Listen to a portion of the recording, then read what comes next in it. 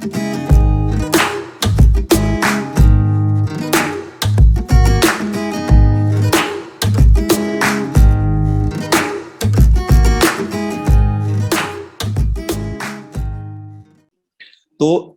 Generally क्या होता है कि फॉर एग्जांपल आपने ये हमारे रियल लाइफ में क्या होता है कि फॉर एग्जांपल आपके पास एक पेंडुलम है, आप उसको ऑसिलेट कराते हो तो वो कुछ टाइम बाद आकर रुक जाता है।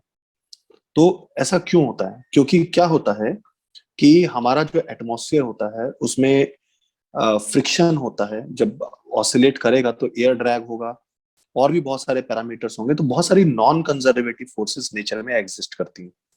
And because of these non conservative forces, तो क्या होता है कि जो मैकेनिकल एनर्जी होती है सिस्टम की, वो टाइम के साथ साथ धीरे धीरे रिड्यूस होने लगती है। और रिड्यूस होने लगती है तो क्या होता है, जो एम्पलीट्यूड होता है वो रिड्यूस होने लगता है, कुछ टाइम बाद ऑब्जेक्ट रेस्ट पे आ जाता है। तो इस तरह का जो ऑसिलेशन हो जिसमें मैकेनिकल एनर्जी रिड्यूस होती रहे टाइम के साथ, तो ऐसे मोशन को, ऐसे ऑसिलेशन को हम डैम्प्ड ऑसिलेशन कहेंगे। तो first is damped oscillations. So damped oscillations क्या हुए? जितने भी नेचुरल ऑसिलेशंस हैं वो सब के सब डैम्प्ड ऑसिलेशंस ही होते हैं, जिन ऑसिलेशंस के अंदर टाइम के साथ साथ एम्पलीट्यूड डिक्रीज होता है उनको डैम्प्ड ऑसिलेशंस कहेंगे। क्लियर? और टाइम के साथ एम्पलीट्यूड क्यों डिक्रीज होता है? क्योंकि उनकी मैकेनिकल एनर्जी रिड्यूस होती है। तो सपोज मैं एक सिस्टम बना लेता हूं कि आपके पास ये एक बीकर है। इस बीकर में ये स्प्रिंग के साथ मैंने एक मास हैंग किया हुआ है, और आप इसको एज्यूम कीजिए कि ये हमारे पास मीडियम है, वाटर। और जब ये इसमें ऑसिलेट करेगा तो एक तो इस पे रिस्टोरिंग फोर्स भी लगेगा ऊपर की तरफ, साथ में इसके ऊपर एक और फोर्स लगेगी जो ये वाटर लगाएगा, जिसकी वजह से क्या होगा, इसका मोशन धीरे धीरे रिड्यूस होने लगेगा। तो उस फोर्स को क्या बोलेंगे हम? डैम्पिंग फोर्स कहेंगे। वो डैम्पिंग फोर्स क्या करेगी? मोशन को रिटार्ड करेगी। So there are two forces, one is restoring force, that restoring force is minus of kx. The second one is retarding force, or I call it damping force.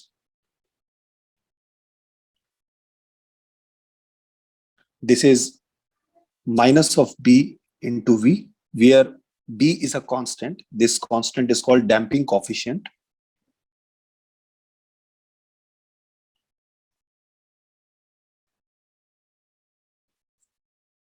And this v is the velocity. Clear? जिस x के respect में इसने velocity gain करी। तो अब अगर मैं यहां पर इस ऑब्जेक्ट का ऊपर नेट फोर्स कैलकुलेट करता हूं इक्विलिब्रियम में, तो न्यूटन्स लॉ अगर अप्लाई करता हूं तो according to Newton's law,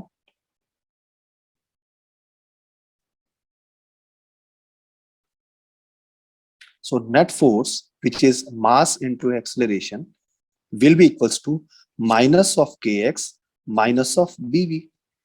it means क्योंकि दो दो फोर्स लगी उस पर, एक रिस्टोरिंग फोर्स लगी और एक रिटार्डिंग फोर्स लगी, दोनों की वजह से हमारे पास बैलेंसिंग हुआ।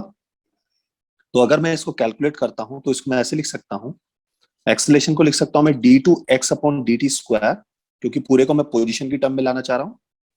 के X already in position, B velocity can be written as D x upon D T. तो मैंने पूरी जो इक्वेशन है इसको किसकी टर्म में पुट कर दिया? In terms of position. तो अगर मैं इसको थोड़ा और सिंप्लीफाई कर देता हूं तो ये हो जाएगा, एम से डिवाइड कर देता हूं, this is d two x upon D T square plus b upon m into d x upon D t plus k upon m into x that is equal to 0।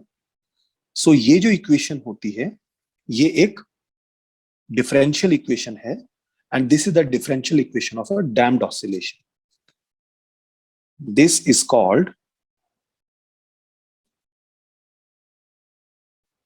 differential equation of damped oscillations. Clear? अब इस equation का solution नहीं करना है यहाँ पे, मैं सिर्फ आपको रिजल्ट लिख रहा हूं.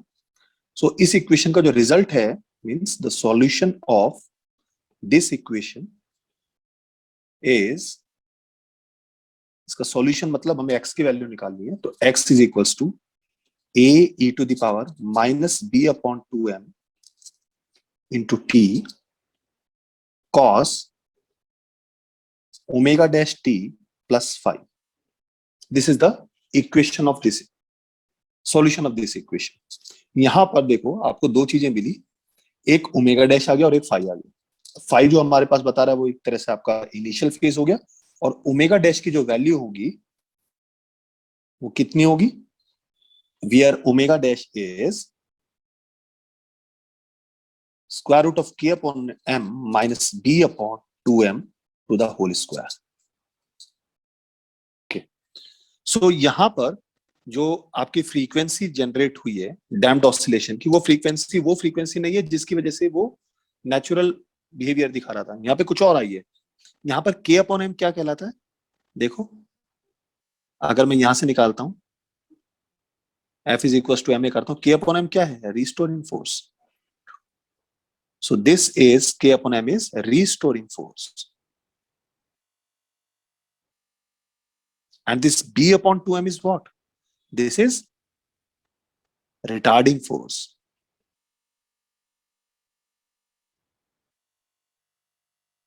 और मैंने आपको बताया था k अपॉन m की वैल्यू क्या होती है, omega square is equal to k upon m होता है. तो मैं यहां पर इसकी वैल्यू पुट कर सकता हूं, तो ओमेगा डैश को ऐसे भी लिख सकते हैं, square root of omega square minus b upon 2m to the whole square. So this is the frequency of damped oscillation. और बिकॉज ऑफ दैट फ्रीक्वेंसी धीरे धीरे धीरे धीरे हमारे पास बॉडी रेस्ट पे आ जाती है. क्लियर हुआ? अगर हमारे पास डैम्पिंग नहीं है, डैम्पिंग नहीं होने का मतलब क्या हुआ, अगर हमारे पास b 0 हो जाए तो उसका मतलब ये हुआ ओमेगा डैश की वैल्यू ओमेगा की इक्वल हो जाएगी. तो इसका मतलब ये होगा कि ऑब्जेक्ट जो है वो अनडैम्प्ड ऑसिलेशंस कर रहा है, डैम्पिंग है ही नहीं वहां पर. बेटा माइक बंद कर लो प्लीज. तो बेटा जो है जो ऑब्जेक्ट है वो अनडैम्प्ड ऑसिलेशंस कर रहा है, तो उस केस में इसको हम बोलते हैं natural frequency. This is the natural frequency. Natural frequency means undamped oscillation की फ्रीक्वेंसी. अब डैम्प्ड ऑसिलेशंस की कंडीशंस क्या क्या बनेंगी एक बार उनको डिस्कस कर लेते हैं. पहली कंडीशन क्या हो सकती है कि अगर इसकी वैल्यू इससे ज्यादा हो, या दोनों की वैल्यू बराबर हो जाए, या इस वाले की वैल्यू इससे ज्यादा हो जाए. यानी अगर रिस्टोरिंग फोर्स ग्रेटर है रिटार्डिंग से, दूसरा रिस्टोरिंग फोर्स इक्वल है रिटार्डिंग से, या रिस्टोरिंग फोर्स लेस देन है रिटार्डिंग से, तीनों कंडीशंस में क्या क्या इफेक्ट आएगा. तो फर्स्ट केस देखते हैं कि अगर हमारे पास b अपॉन 2m की वैल्यू लेस देन है ओमेगा से, मतलब जो रिटार्डिंग फोर्स है वो अगर स्मॉल है, तो उस केस में क्या होगा कि जो मोशन होगा उसमें वो तो ऑसिलेटरी रहेगा, लेकिन जो एम्पलीट्यूड है वो टाइम के साथ डिक्रीज होता रहेगा, और कुछ टाइम बाद वो स्टॉप हो जाएगा. लेकिन ये जो डिक्रीमेंट होता है, डिक्रीज होता है, ये एक्सपोनेंशियल होता है इस तरीके से.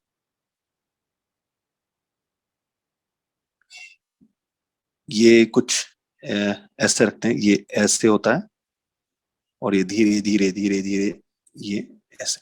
तो इसकी जो कर्व बनेगा वो कुछ इस तरीके से बनेगा, यहां से ऐसे.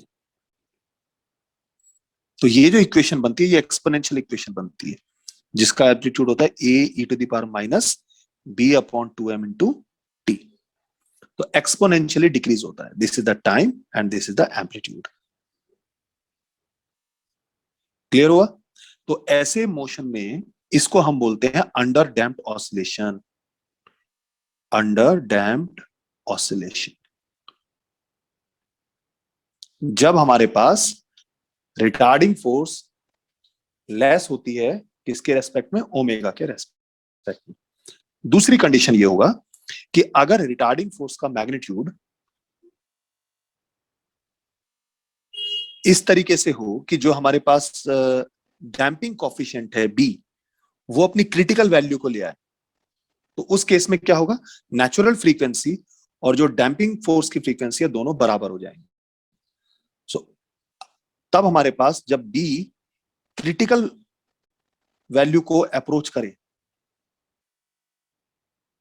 तो उस केस में जो हमारे पास b अपॉन टू एम है, एक्चुअल में bc अपॉन टू एम हो जाएगा, वो ओमेगा के इक्वल हो जाएगा। तो उस केस को बोलते हैं हम critically damped oscillation. Critically damped oscillations. और इस केस में कोई ऑसिलेशन नहीं होगा, ऑसिलेशन नहीं होता, बस क्रिटिकल कंडीशन है। तीसरा, अगर हमारे पास this b upon two m become greater than omega, तो उस केस के अंदर सिस्टम को बोलते हैं हम ओवर डैम्प्ड सिचुएशन। यानी जब रिटार्डिंग फोर्स की वैल्यू रिस्टोरिंग फोर्स से कंपैरिजन में बहुत ज्यादा हो जाती है, then it is called over damped oscillations. तो तीनों के ग्राफ में आपको बना के दिखाता हूं कैसे इनको डिफरेंशिएट करते हैं। सपोज टाइम के रेस्पेक्ट में ये है, तो एक ग्राफ हमारे पास इस तरीके से बनाया मैंने,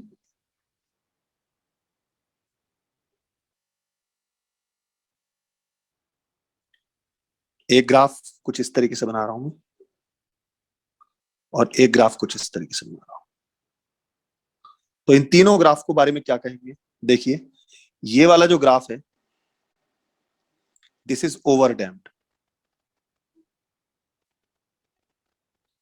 जो ये वाला ग्राफ है, दिस इज क्रिटिकली डैम्प्ड। और ये तो मैंने आपको बताया ही था फर्स्ट में, अंडर डैम्प्ड। क्लियर हुए दो तीनों? Yes sir. कोई डाउट इसमें?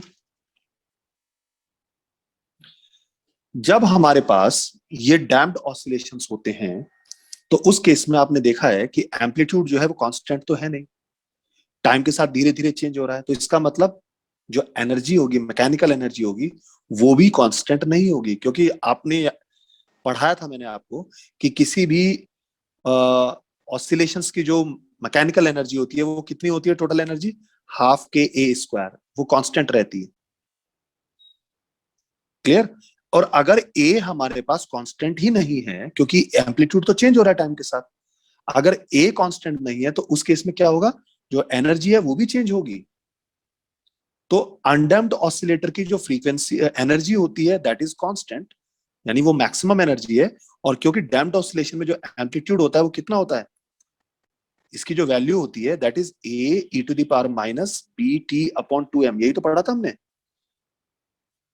यही तो डैम्पिंग ऑसिलेशन एम्पलीट्यूड है। तो इसका मतलब डैम्प्ड के केस में जो एनर्जी होगी वो टाइम पे डिपेंड करती है, और वो किस तरीके से, हाफ के ए की जगह पे रख देते हैं A E to the power minus B T upon two m to the whole square. This is the energy of a damped oscillation.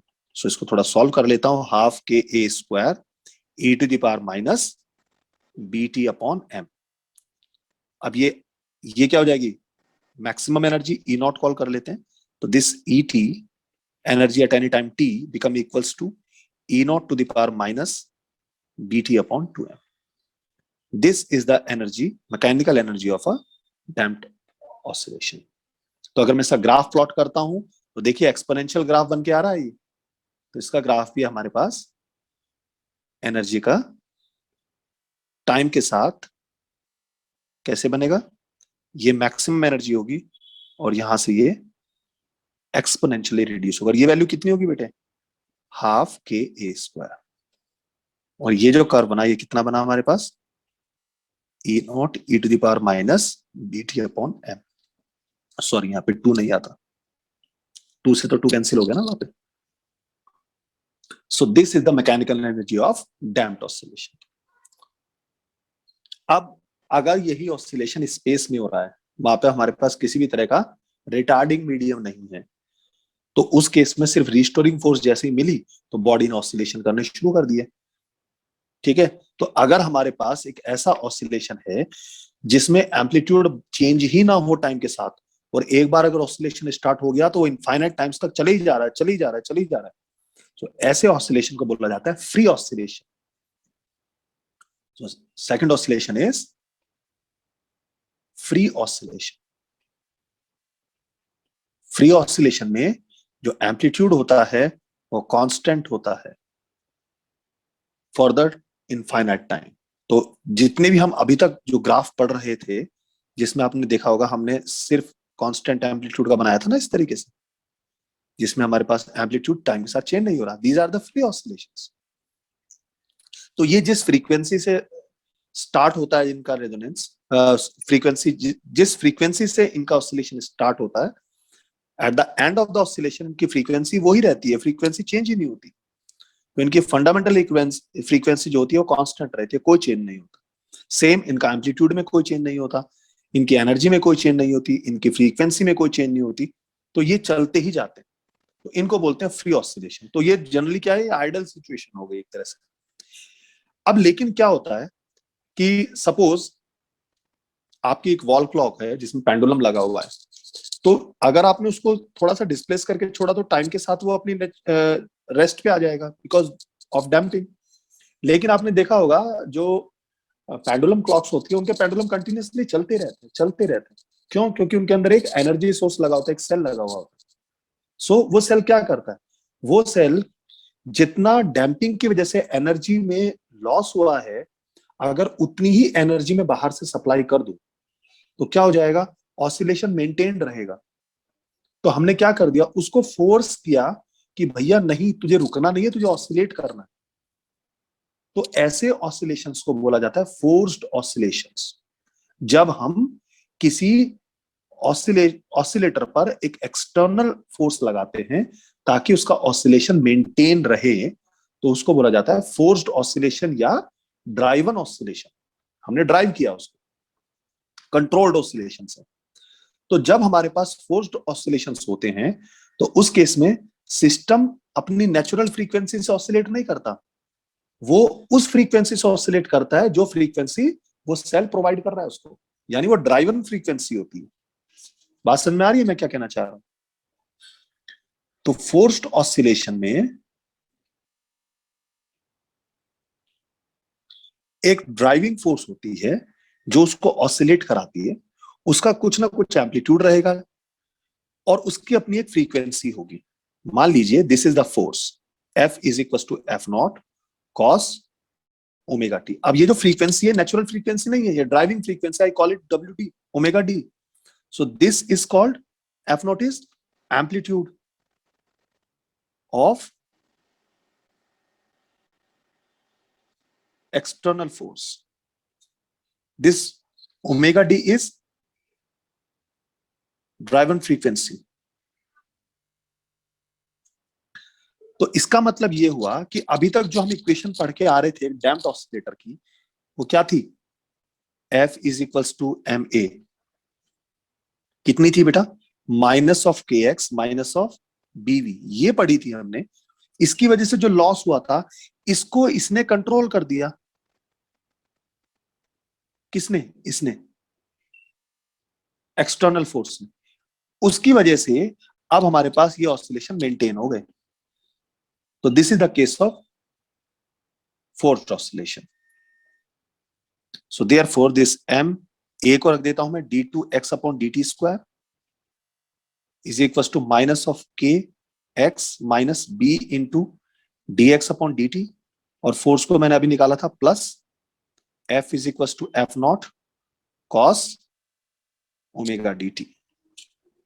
तो यहां से अगर मैं इसको थोड़ा सिंप्लीफाई कर देता हूं तो ये बन गया F nought cos omega dt, that is equal to m d2x minus हो जाएगा m d2x upon dt square plus b dx upon dt plus kx। So ये आपके पास इक्वेशन बन गई।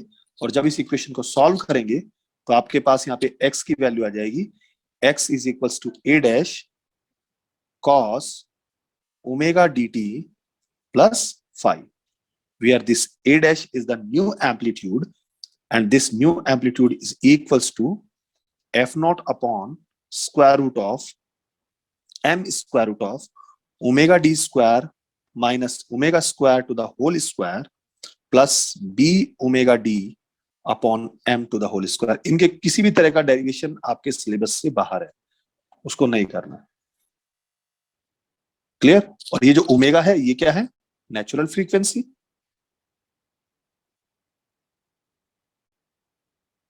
And this omega D is called driven frequency, जो उस external force ने लगाई। और अब हमारे पास क्या होंगे? एम्पलीट्यूड में चेंज नहीं होगा, उसने मेंटेन कर दिया उसको। क्लियर हुआ? अगर हमारे पास सिचुएशन कुछ ऐसी हो जाए कि ड्राइवन फ्रीक्वेंसी और नेचुरल फ्रीक्वेंसी आपस में लगभग लगभग बराबर हो जाए, तो उस केस में छोटे से डैम्पिंग अमाउंट से भी एम्पलीट्यूड एकदम से बहुत लार्ज हो जाता है। तो इस तरह की सिचुएशन को बोलते हैं resonance. When this omega D become equals to omega, so this is the condition of resonance। तो उस केस में जो एम्पलीट्यूड होते हैं वो एक्सट्रीमली लार्ज हो जाते हैं। ठीक है? तो जब ये एम्पलीट्यूड एक्सट्रीमली लार्ज हो जाते हैं तो उस टाइम क्या होगा? एनर्जी का मैक्सिमम ट्रांसफर होता है एक्सटर्नल एजेंसी से सिस्टम की तरफ। क्लियर? तो जब भी रेजोनेंस होगा तो मैक्सिमम ट्रांसफर ऑफ एनर्जी। और रेजोनेंस के तो बहुत सारे केस आपने पढ़े होंगे। जो आपका ट्यूनिंग फॉर्क होता है, तो ट्यूनिंग फॉर्क को जब आप स्टक करते हो और उसके बाद इसको किसी होलो बॉक्स के ऊपर रखते हैं तो आपको साउंड वेव थोड़ा लाउड सुनने लगती है। क्यों सुनने लगती है? क्योंकि जब आपने ट्यूनिंग फॉर्क को वाइब्रेट करके रखा तो उस टाइम उसके जो ऑसिलेशन है और जो बॉक्स के अंदर एयर है उसके जो ऑसिलेशन है, ड्राइवन फोर्स और नेचुरल फ्रीक्वेंसी मैच हो गई तो एम्पलीट्यूड बढ़ने लगा और आपको वो ऑब्जर्व होने लगे। ठीक है? और जैसे सोल्जर्स होते हैं उनको कभी भी ब्रिज वगैरह को मार्चिंग करते हुए क्रॉस करने के लिए नहीं बोला जाता, क्योंकि जब वो मार्च करते हैं तो जब अपने फीट एक साथ नीचे रखेंगे that is the driving force. और जो हमारे पास ब्रिज है, ब्रिज के मॉलिक्यूल्स के पास नेचुरल वाइब्रेशनल फोर्स है। तो अगर वो मैच हो गई किसी तरीके से तो उस केस में एम्पलीट्यूड बढ़ जाएंगे और ब्रिज के कोलैप्स होने के चांसेस बढ़ जाएंगे। सो इसीलिए मार्चिंग करने के लिए मना कर दिया जाता है। बात समझ में आया?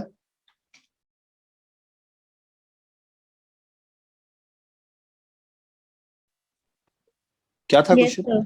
उसने बोला कि हमारे पास एक डैम्प्ड ऑसिलेशन की सिचुएशन है जिसमें 50 ऑसिलेशंस के बाद जो एम्पलीट्यूड था वो 0.8 टाइम्स ऑफ इनिशियल एम्पलीट्यूड हो गया।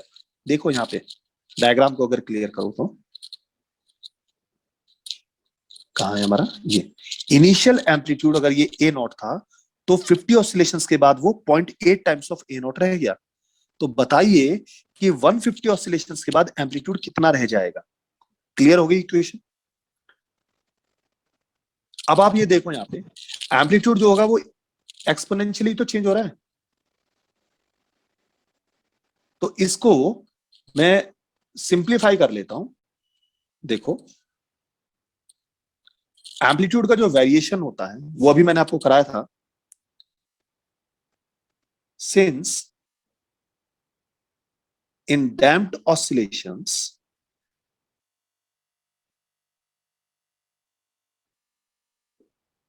amplitude at any time is equals to initial amplitude into e to the power minus b upon 2m into t। यही तो किया हमने। और हमें इस b upon 2m से कोई लेना देना नहीं है, ये तो हमारे पास क्या कांस्टेंट है, आई कॉल इट अल्फा। तो मैं इसको ऐसे भी तो लिख सकता हूं, this a is equals to a naught e to the power minus alpha t। अब 50 ऑसिलेशन का केस क्या था? जब हमारे पास 50 ऑसिलेशंस थे तो उस केस में ये e to the power minus alpha time 50 oscillations का जो टाइम है, सपोज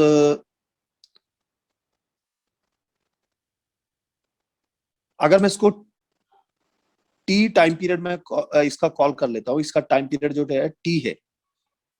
क्लियर?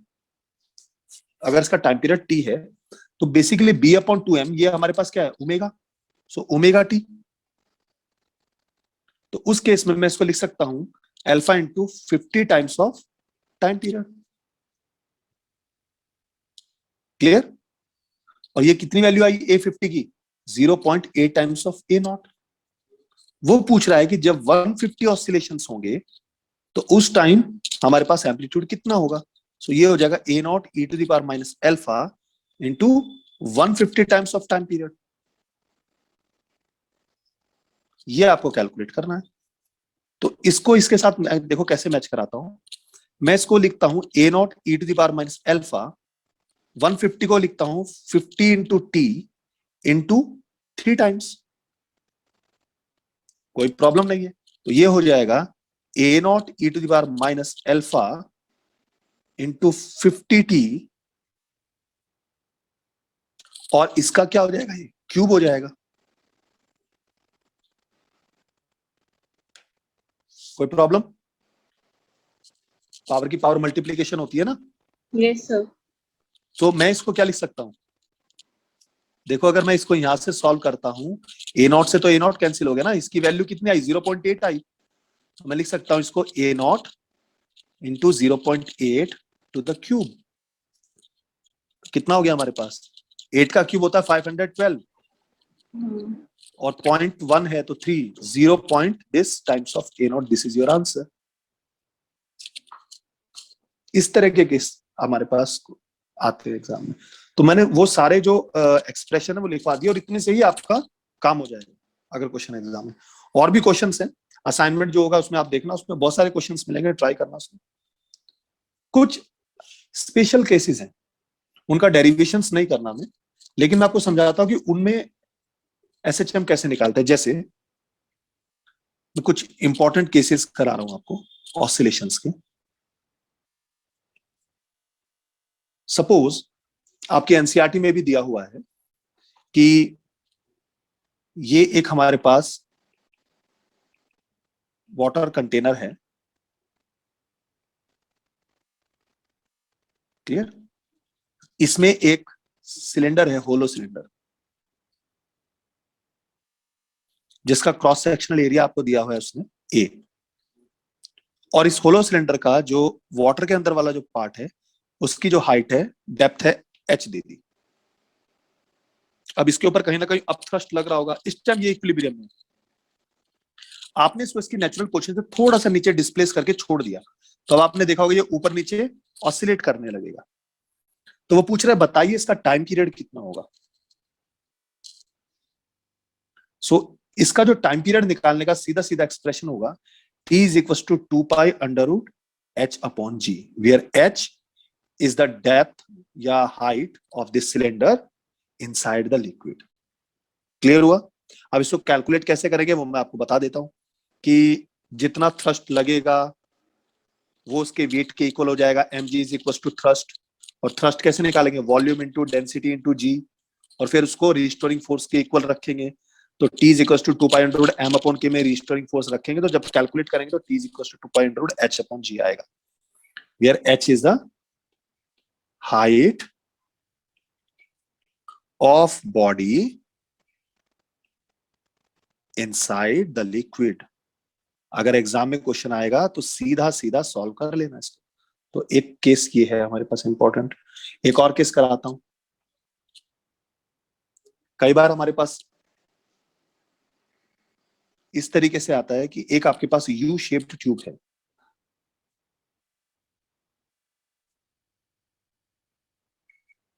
ये इस तरीके से, ठीक है बेटा, और ये रखी हुई है यहाँ पे एक हॉरिजॉन्टल प्लेन पे इस तरीके से, और लिक्विड जो है वो इसमें फील्ड है। तो ऑब्वियसली बात है लिक्विड जब फिल होगा तो दोनों तरफ लेवल जो होगा बराबर होगा इक्विलिब्रियम के लिए। तो मान लीजिए लिक्विड जो है वो किस हाइट तक है, एच हाइट तक फील्ड है। अब आपने इसको एक साइड थोड़ा सा प्रेस करके ड्रॉप कर दिया, तो लिक्विड जो होगा वो पहले नीचे जाएगा, लेकिन फिर ऊपर आएगा, फिर नीचे जाएगा, फिर ऊपर आएगा, और तब तक ऑसिलेट करता रहेगा जब तक वो वापस इक्विलिब्रियम में आके रेस्ट पे ना आ जाए। तो उस केस में टाइम पीरियड बताओ क्या कैसे होगा। Same formula, time period is equal to 2 pi under root h upon g, where h is the height up to which the liquid is filled, where h is the height up to which liquid is filled in tube. Clear? इसी में एक मैं थोड़ा सा आपको advance case कराता हूं. Suppose ये जो ट्यूब है ना बेटा, ये ट्यूब यू शेप ना होके वी शेप में है.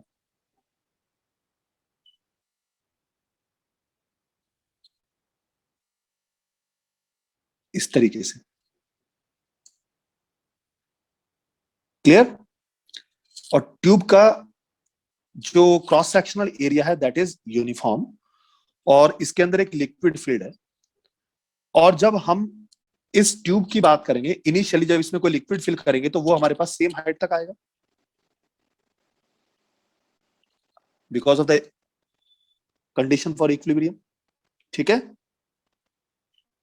अगर इसकी एक साइड में लिक्विड को मैं कुछ डिस्टेंस x तक कंप्रेस कर देता हूं, तो उस केस में जो हमारे पास टाइम पीरियड होगा वो कैसे निकालेंगे?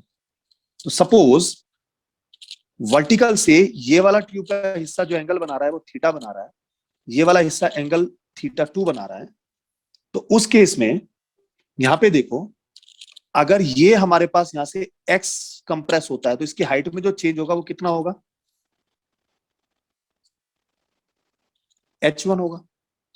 और जितना x इसमें कंप्रेस हुआ उतना ही ये x यहां पे राइज कर जाएगा. लेकिन क्योंकि एंगल अलग अलग है बेटा, तो इसकी जो हाइट होगी वो अलग अलग होगी. वर्टिकल हाइट डिफरेंट होंगी, x तो सेम ही रहेगा. बात समझ में आ रही है मेरी? तो इस केस में जो टाइम पीरियड होगा वो टाइम पीरियड का एक्सप्रेशन बनेगा t is equal to 2 pi under root m upon a rho g sine of theta 1 plus sine of theta 2. आपको तो सिर्फ ये जनरल फॉर्मूला ही याद रखना है बस, और कुछ याद नहीं रखना. अब यहां पे अगर देखो, ये जो a rho g sine theta 1 sine theta 2 है, ये बेसिकली किसका रोल प्ले कर रहा है? k का, क्योंकि फॉर्मूला होता है t is equal to 2 pi under root m upon k. तो इसका मतलब जो यहाँ पे फोर्स कांस्टेंट है that is a rho g sine theta 1 plus sine theta 2. a क्या है? Area of cross section. Rho is the density of liquid, g is the gravity, sin theta 1 is the angle in one meniscus, sin theta 2 is the angle for second meniscus. तो अब अगर इसी case को मैं ऊपर वाले को इसके रेस्पेक्ट में देखूं तो आपको करना क्या है? थीटा 1 और थीटा 2 दोनों की वैल्यू 90 तो हो गई. तो दोनों की वैल्यू अगर 90 में यहां पे पुट कर देता हूं तो sin 90 प्लस sin 90, तो दोनों की वैल्यू 2 हो गई. m अपॉन a रो जी रख के पुट करोगे तो आपका आंसर आ जाएगा. करके दिखाऊं ये? देखो यहां पे भाई, theta 1 become equals to theta 2 अगर 90 हो गया तो उस केस में t is equals to 2 pi under root m upon 2a rho G. m is what? m is the mass of the liquid in the u tube. This is the u tube. तो mass कितना हो जाएगा? देखो इस वाले section में क्या हो जाएगा? Area into height, volume into density into g, और इतना ही इस साइड भी तो होगा, तो उनका डबल हो जाएगा 2ah rho G. This is 2ah rho G upon 2a rho G. ठीक है? सॉरी, मास लेना है, वेट नहीं लेना है, रो नहीं आएगा इसमें. तो देखो 2a रो से 2a इंटू रो कैंसिल हो गया, तो देखो फॉर्मूला सेम आया, 2 pi under root h upon g. So better है कि आप इसको याद रखें किसी भी तरह की सिचुएशन आ जाए. और ये ऐसे भी नहीं हो सकता, ये एक और तरीका हो सकता है, इसको रोटेट करा दिया. सपोज इसको ऐसे रोटेट करा दिया ओमेगा एंगुलर वेलोसिटी से, तो एक तरफ राइज होगा एक तरफ डाउन होगा, तो उस केस में कैसे निकालेंगे? तो ये प्रॉब्लम भी बन जाती है. ये थोड़ी सी आपकी जेई लेवल की प्रॉब्लम होगी, एडवांस्ड. क्लियर? एक आपने देखा होगा, एक केस और कराता हूं. Yes, sir. सपोज ये एक आपके पास एक कॉनकेव सरफेस दे रखी है और आपके पास एक राउंड बॉब है, स्टील बॉल है. आपने इसको यहां से ऐसे करा, थ्रो किया, तो क्या करेगा? ये ऐसे जाएगी, फिर यहां से ऐसे आएगी, फिर ऐसे जाएगी, तो ये ऑसिलेट करेगी बेटा. तो आपको कैलकुलेट करना है इसका टाइम पीरियड. तो इस टाइम पीरियड के लिए हमें कुछ चीजें चाहिए, जैसे ये जो हमारे पास नीचे कॉनकेव शेप है, इसका रेडियस ऑफ कर्वेचर कितना है? Suppose this is the radius of curvature R of this concave, this is the centre of curvature, और इस टाइम ये यहां मेन पोजीशन से थीटा एंगल बना के ऑसिलेट कर रही है, और इसका मास है m। तो टाइम पीरियड सीधा सीधा होता है 2 pi under root r upon g, mass पे डिपेंड नहीं करता। रेडियस ऑफ कर्वेचर लीजिए और सॉल्व कर दीजिए। क्लियर हुआ? ये कुछ मैं आपको इंपॉर्टेंट केस करा रहा हूं, अगर एग्जाम में क्वेश्चन आ जाए तो आप इनको सॉल्व कर लेना इस तरीके से। ठीक है, क्लियर हुआ? Yes, sir. तो ये बेटा मैंने ऑसिलेशंस आपको करा दिया। ठीक है, ऑसिलेशंस कंप्लीट हो गया। अब हमें स्टार्ट करना है यहाँ पे मैकेनिकल वेव्स।